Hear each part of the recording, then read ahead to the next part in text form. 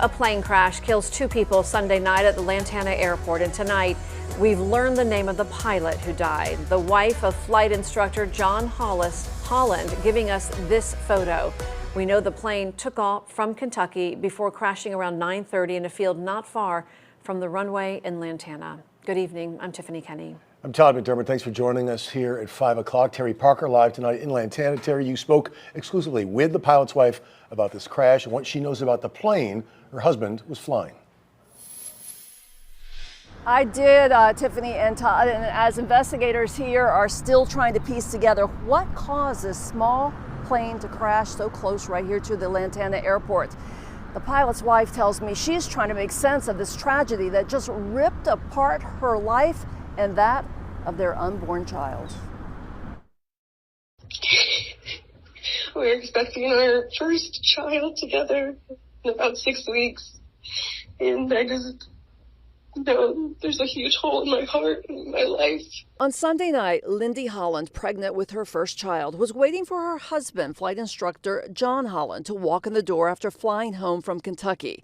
Instead, sheriff's deputies knocked and told her the devastating news. John and his passenger had died when the plane he was piloting crashed near the Lantana airport. Lindy almost collapsed from the shock. Very, very shocking, and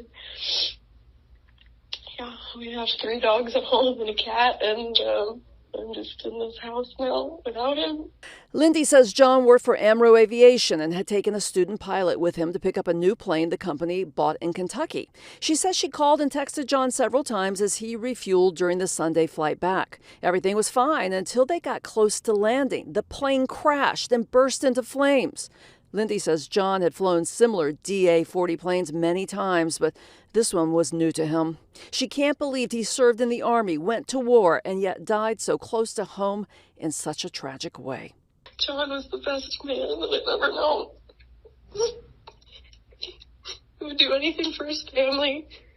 He served our country for a number of years.